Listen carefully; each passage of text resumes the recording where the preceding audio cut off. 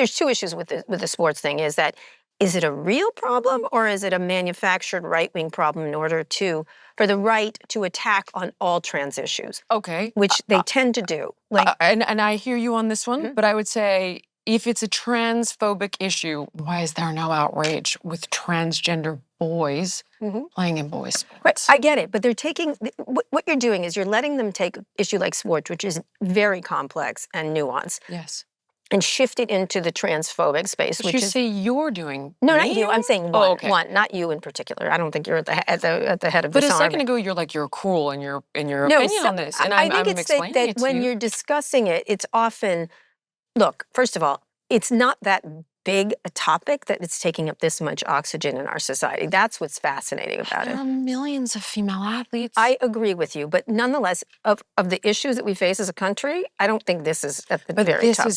This is your issues. This is what I'm trying to say. I get that. This well, is your my fitness. wheelhouse. Are you sports? Are you competitive sports is different than my wife was a D1 athlete in field hockey. Yeah. You know, my daughter plays sports. My son plays sports. My children play sports. I get the issue, and I think it's a big issue to discuss and figure out. But what my worry is that in discussing it and making it so emotional and difficult, rather than figuring out a solution for the problem, is it then veers out into other it's a wedge issue that the right is using. You're right, it's a political football. But they're trying to use it, and you're being used in that. If you can have an opinion about that. How am I being used in? One does. They tried. In fact, for years. I'm engaging in the conversation that you're talking about, which would hopefully come to a conclusion. And I even was on Cuomo saying this predator conversation needs to stop immediately. That's correct. And so I would argue that I'm asking the right to certainly, but when you're doing it and you're having these discussions,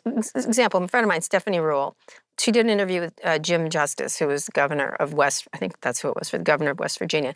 And they passed a law against transgender athletes. And she said, how many instances do you have in your state? And he goes, well, I don't really know that. And she goes, I think you do know that.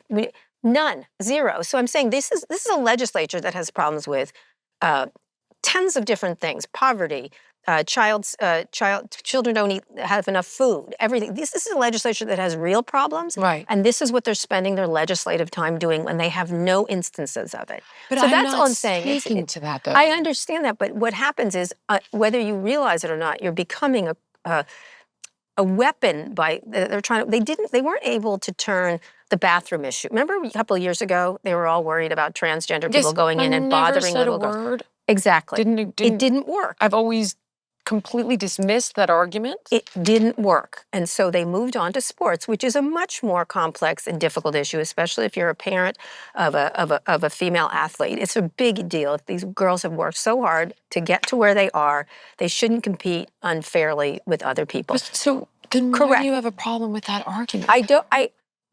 First of all, I think it's much more complex, and we should all have a discussion about it. Agree. I agree with you. Because the problem I have is it's being used by the right, who's pretending they're concerned with girl athletes, when what they're really trying to do is go after trans people in general.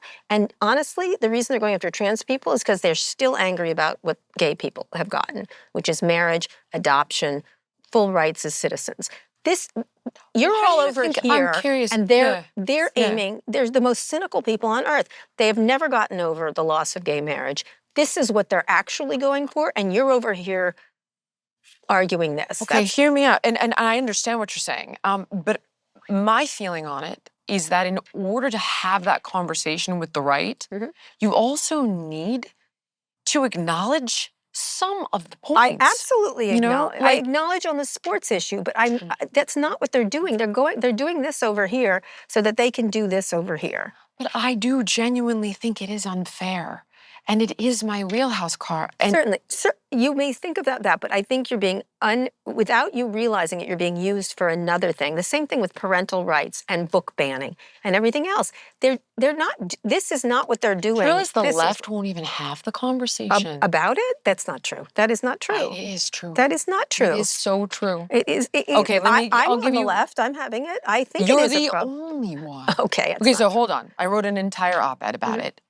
In the most nuanced fashion. I'll send it to you. Shred it on your podcast if you want, I right? shall not. Go ahead. And I said, listen, this is nuanced, this is complex, all the things you and I talked about, right? There is a huge amount of data that shows advantages, but by what percentage? Could we discuss a potential handicap? Could we discuss a potential third league? You have to understand the inclusion piece and be empathetic to that. All the different things. I've written op-eds for Newsweek. Do you think any of them took it? No. Do you think any of the more liberal media channels would engage in the conversation with me? No.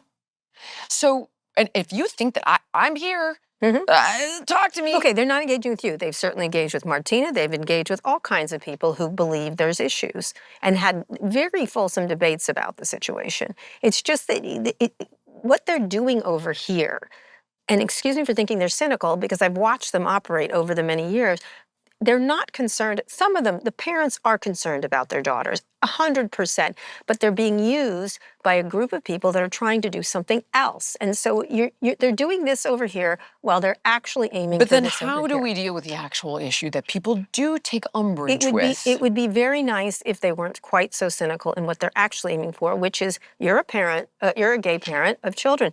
They would like that to stop. Trust me when you listen to them. When you go down their rabbit holes, that's where they're headed. And if you don't think that I absolutely see that, I would ask you to go look at my most recent Twitter posts. Right. I'm not on Twitter anymore. Well, so. okay. And I actually am on Twitter, but I'm not. Well, I saw that. I wanted to talk to you about your thoughts on all of that. But believe it or not, I have all these tech questions go for you. it. Go for it. But I like the fact that I like that you're talking to me because most don't. I'll be honest. And Jon Stewart this article just came out that nobody on the left will sit with him. Nobody, no pundits, no Well, they're mad journalists. about the age thing. They're just, what's happened is. Keeping it real with Jillian Michaels.